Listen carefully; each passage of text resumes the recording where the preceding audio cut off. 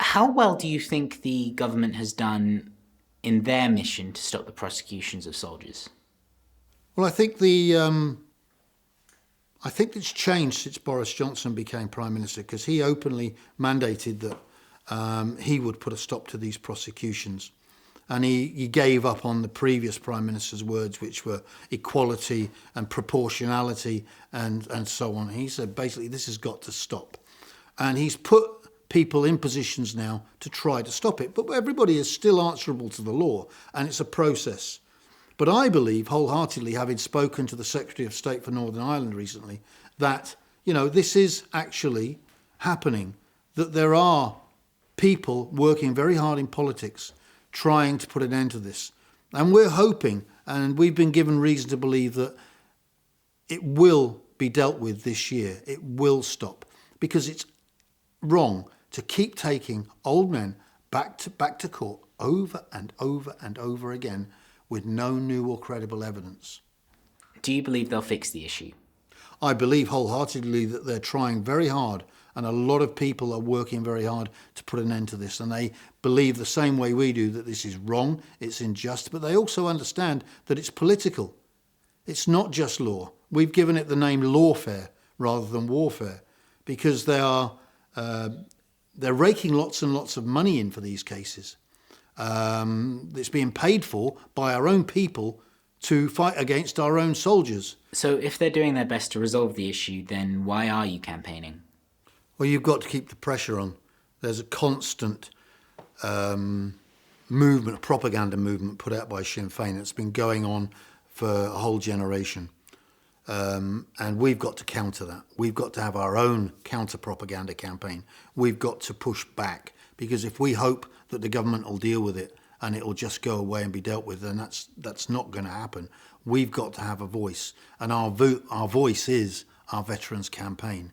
As we counted it up recently, we have over 155,000 signed up followers in our groups. The main groups are Veterans for Northern Ireland, Justice for Northern Ireland Veterans, Million Veterans March, Rolling Thunder, and Veterans for Veterans. But there are a lot of other smaller groups that are backing us up as well, and they all come together, and we've got this massive movement now of people that want to get out on the streets again, but they can't. So working hard with video, working hard with social media, working hard to try and pressure the press to pay more attention to us, to keep the people informed about what's going on until we can get back out on the streets is vital to our campaign. All right. So then what do you need people's money for? What do we need people's money for? Well, making films like this, making little clips, getting people organised. All those things take they have a certain amount of costs, and it's not fair for veterans to keep putting their hands in their pockets constantly to get to places, to go to places, to represent all the people that are interested in this. So we're up against two enemies, really. We're up against Sinn Fein, and we're also up against people in our own government who would rather this just went away. And they've got unlimited funds. So we need a small treasure chest, a small campaign chest, just to be able to cover costs, to get professionals like yourself coming in, putting out good presentations, so that we can actually put this campaign together and keep the kettle boiling until we can get back out on the streets again. Are there any members of government currently involved in the campaign? Yeah, we do have people from government that are personally involved. Danny Kennaghan is the Veterans Commissioner for Northern Ireland, and he's closely associated with what we do, and he's been with us ever since we started this campaign 5 years ago. He was at the first speech I made at Westminster, and he made his own speech, and he's been involved, and he's been constantly supportive since then. We know that the Secretary of State for Northern Ireland is very much on our side, that Boris Johnson is very much on our side, so that Ian Duncan Smith is very much on our side. There are MPs in Parliament that are backing this cause, but they've got 100 things to do, so it's up to us as an organisation, it's up to the people out there as well, to keep pressuring their MPs, to keep saying, this is important, this needs to be dealt with. And you have to be their constituent. So you write to them and you tell them that they're going to have to pay more attention to this because votes depend on it. Because at the end of the day, it's votes that are our real leverage. Next time there's an election, somebody will be talking about this again. We want it put to bed before then. So what's Johnny Mercer's involvement? Well, we've been in touch with Johnny Mercer, but he hasn't replied. And he's the Minister for Veterans Affairs. And it's very important to understand that he's very much on our side. He's working on a lot of things. He's been very successful with a similar campaign, which was to defend the soldiers who served in Iraq and Afghanistan, and he put that to bed and had lawyers struck off for making money out of it. But we haven't had a lot of response from him over the Northern Ireland veterans recently, and so we've complained that he isn't communicating with us. And we hope to see him speaking out a little bit more strongly in that regard. But I think we are just one of many things that he's working on. Wouldn't you say that the government has more important things to deal with right now? Yeah, I'm sure the government has more important things to deal with. It's got a pandemic to deal with. It's got the aftermath of Brexit to deal with. It's got trade. It's got all those things. But this is important to us. This is important to the former soldiers that served in Northern Ireland. This is important to all the servicemen that served in Northern Ireland. Because if we don't back our troops on this particular occasion, then another time in the future, they're going to be talking about, what did you do in Bosnia? What did you do in Iraq? What did you do in Afghanistan? And new campaigns that come along. And they're going to be, they send us to fight their filthy wars for them, and then they want to punish us for not fighting them nicely enough. And that's not acceptable. Doesn't that make the government your enemy?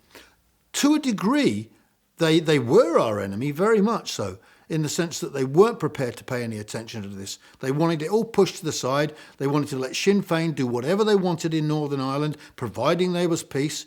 In the meantime, Sinn Fein were threatening to go back to violence if they didn't get what they wanted. Well, that's not good enough. And when we got close to the last general election and our people came out on the streets and said, we are not going to vote for you unless you pay attention to this, then they started to speak out. Well, they spoke out. Boris Johnson said very clearly he wants it to stop, and he was going to stop it, and we're going to hold him to that.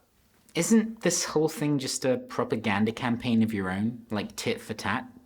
Well, politics is about who controls the message, and the person with the most money often controls the message best. You've only got to look at American politics to see how they work it, and it's very much the case here. If you've got the money, then you can pay people and you can have an organisation, a propaganda campaign constantly going on, getting that message across to the community all the time. And as a new generation comes through, that's the only message they get. That's the one they believe. People need to be reminded about how brave the soldiers were on the streets of Northern Ireland, what the conditions were we lived under, how we patrolled, how many of us were murdered, how many of us were shot and wounded. That attacks took place not only in Northern Ireland, they took place in Guildford and Glasgow and London and Aldershot and all over the United Kingdom, murdering people just in the streets walking by, just in the bar having a drink. It's all been forgotten. We had bombings continuously in the United Kingdom during the 1970s and early 80s. Our soldiers were under threat at home. Some of their children and wives were murdered, by bombs planted in the United Kingdom. Even in Germany, they went as far as to attack soldiers and their families in Germany. No place was safe. And now, people want to regard the IRA as victims of the soldiers. That's not the case. Human rights for soldiers. We were victims as well. Our families were victims as well. And although we don't like to call ourselves victims, that's not the world we really live in. If you look at it from a political point of view, yes, we were victims. We were victims, and we're being victimised again by our own government that is paying for court cases on behalf of our former enemies. And that's not acceptable. Be sure to follow the campaign online. There is a GoFundMe, there is an Instagram, there is a YouTube. Robin also frequently writes articles on LinkedIn and other various platforms. Thank you, Robin Horsfall, for meeting with me today, and I wish you the best of luck with your campaign. You're very welcome.